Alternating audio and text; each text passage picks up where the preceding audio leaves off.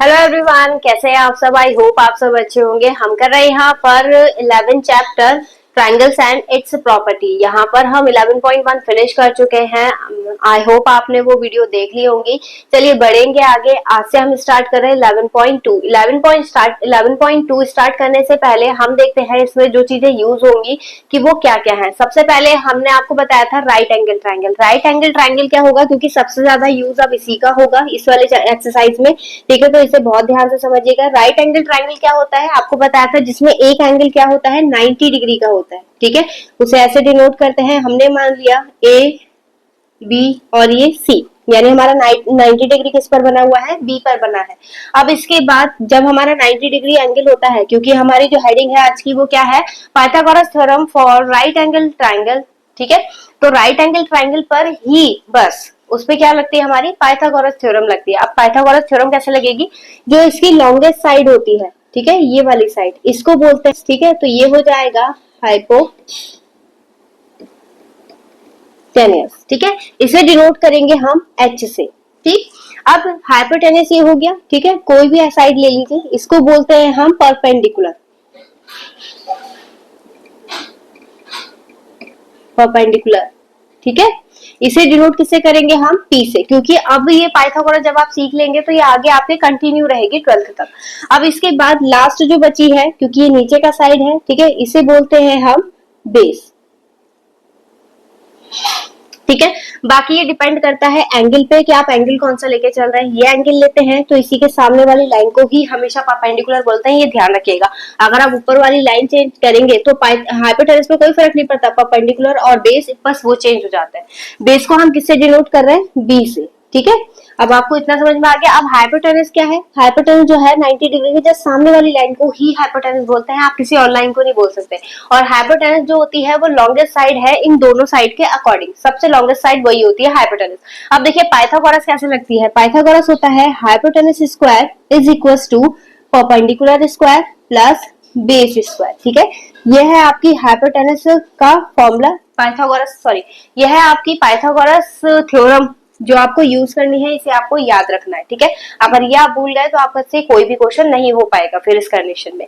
फिर इसके बाद नेक्स्ट टॉपिक है हमारा पाइथागोरियन ट्रिपलेट। पाइथागोरियन ट्रिपलेट क्या होता है, क्योंकि हमें पता है पाइथागोरस थ्योरम तीन साइड पे लगती है। ठीक है, पाइथागोरियन जो ट्रिपलेट है वो इसी पे डिपेंड करता है। पाइथागोरस अगर कोई नंबर्स हैं, मतलब तीन नंबर्स आपको गिवन है, अगर वो पाइथागोरस थ्योरम को सेटिस्फाइड कर रहे हैं तो उनकी एक कंडीशन होती है। ठीक है, जो है ए बी सी तीन साइड है। ठीक है, तो कोई भी दो साइड का सम वो हमेशा तीसरी साइड के सम से बड़ा होगा। कोई भी दो साइड ले लीजिए, चाहे ए प्लस सी ले लीजिए, वो बी से बड़ा होगा। ठीक है, बी ए प्लस वो सॉरी सी प्लस बी ले लीजिए, ये किससे बड़ा होगा, ए से। अगर ये तीनों कंडीशन सेटिस्फाइड हो रही है तो ट्रायंगल बनाना पॉसिबल है। अगर इसमें से कोई भी साइड इसके इक्वल या फिर इससे जो है छोटी हो रही है तो वो ट्रायंगल बनाने में दिक्कत देगा, यानी वो उससे ट्रायंगल नहीं बनेगा। ठीक है, तो बस ये बात आपको ध्यान रखनी है। चलिए बढ़ते हैं इसकी एक्सरसाइज 11.2 पर।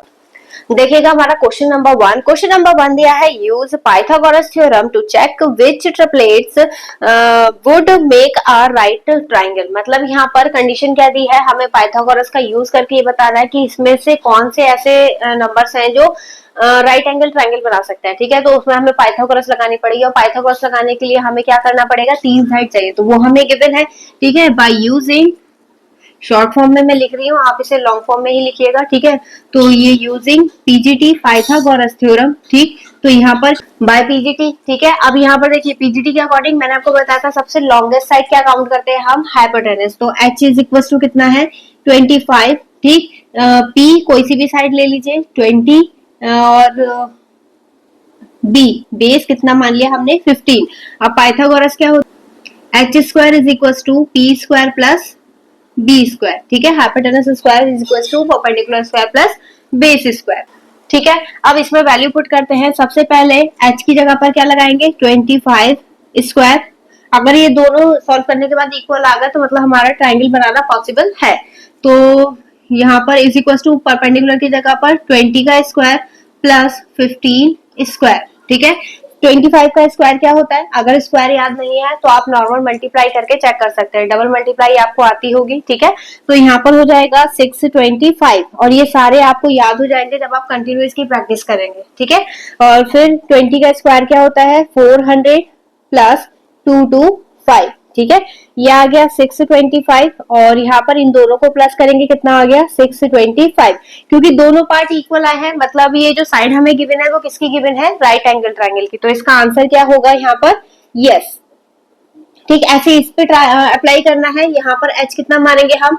3 साइड गिवन है, सबसे लॉन्गेस्ट साइड क्या है? 25, B P is equal to 7 और बी इज इक्वल टू 24। आप इसे एक्सचेंज भी कर सकते हैं, तब भी गलत नहीं आएगा। जैसे कि अगर आपने पी को 24 और बी को 7 मान लिया, तब भी गलत नहीं होगा, ठीक है। तो यहाँ पर देखिए, अब बाय यूजिंग पीजीटी, ठीक है। तो hypotenuse square is equal to perpendicular square plus base square, ठीक है।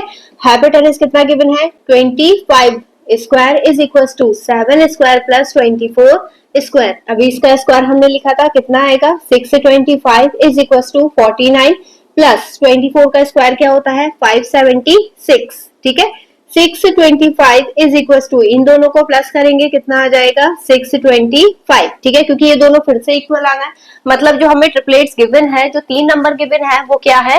राइट एंगल ट्रायंगल की साइड है, ठीक है। तो इसका आंसर भी क्या होगा हमारा? यस। अब इसके बाद नेक्स्ट हमारा सी पार्ट दिया है 6, 10 और 8। अब इसको अप्लाई करेंगे। यहाँ पर h इज इक्वल टू कितना मानेंगे? 10, क्योंकि सबसे बड़ी साइड क्या है? 10। फिर परपेंडिकुलर 6 और बेस कितना हो गया? 8, ठीक है। यहाँ पर होगा बाय पीजीटी। अब लगा क्या रहा है ये आपको बताना है, क्या होता है? H square is equal to perpendicular square plus base square, ठीक है। हाइपोटेनस की जगह पर आएगा 10 square is equal to perpendicular की जगह पर 6 प्लस बेस की जगह पर 8 स्क्वायर, ठीक है। और 100 इज इक्वल टू 36 प्लस 8 का स्क्वायर 64, ठीक है। 10 वो 100 हो गया। फिर इसके बाद 36 और इसको प्लस करेंगे, क्या हो जाएगा? 100। क्योंकि ये दोनों फिर से इक्वल आए हैं, इसलिए ये भी क्या होगा? एक राइट एंगल ट्रायंगल होगा। तो आई होप आपको समझ में आया होगा। चलिए बढ़ते हैं इसके नेक्स्ट पार्ट।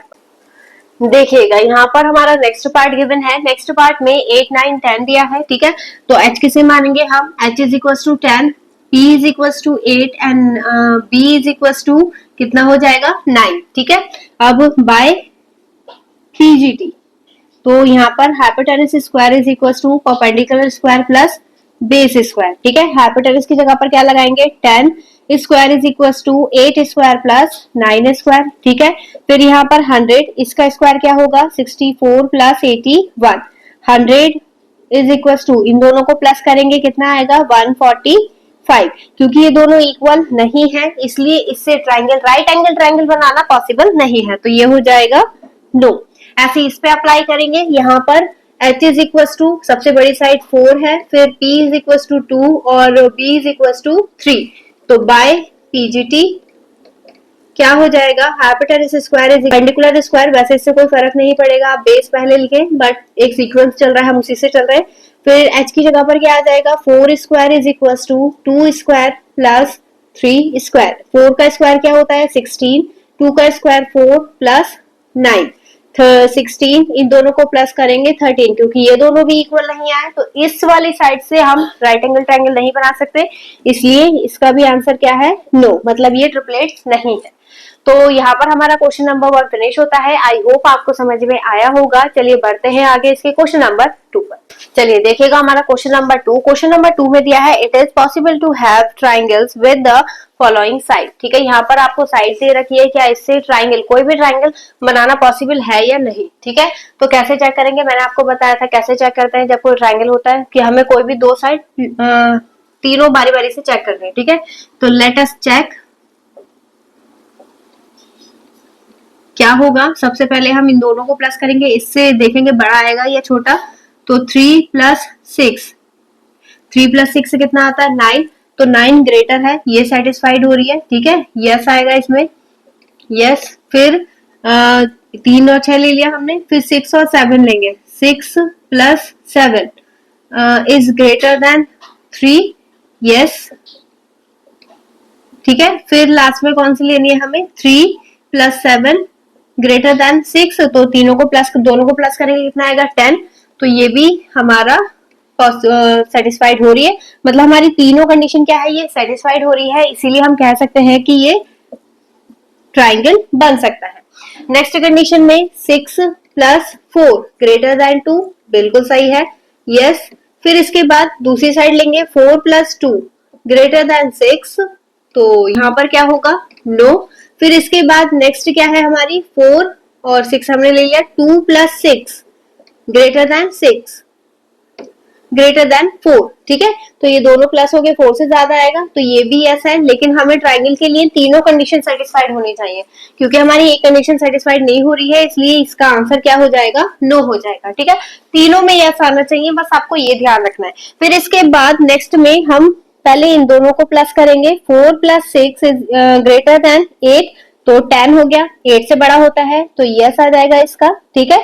फिर इसके बाद 6 + 8 ग्रेटर देन 4, बिल्कुल सही है, क्योंकि दोनों वैसे ही ऑलरेडी बड़े हैं 4 से, तो इसका भी यस। फिर इसके बाद 4 + 8 ग्रेटर देन 6, दोनों प्लस करेंगे 12 आएगा, 6 से बड़ा है, तो ये भी क्या हो गया, यस, क्योंकि हमारी तीनों कंडीशन सेटिस्फाइड हो गई है, इसलिए इससे ट्राइंगल बनाना पॉसिबल है, ठीक है। तो सेकंड क्वेश्चन इस टाइप से था, आई होप आपको समझ में आ रहा होगा। आपको वीडियो कैसी लगी कमेंट सेक्शन में जरूर बताइए, और हाँ, नेक्स्ट वीडियो की अपडेट पाने के लिए वीडियो को लाइक और चैनल को सब्सक्राइब करना ना भूले। चलिए मिलते हैं इससे नेक्स्ट वीडियो में नए क्वेश्चन के साथ, तब तक के लिए धन्यवाद।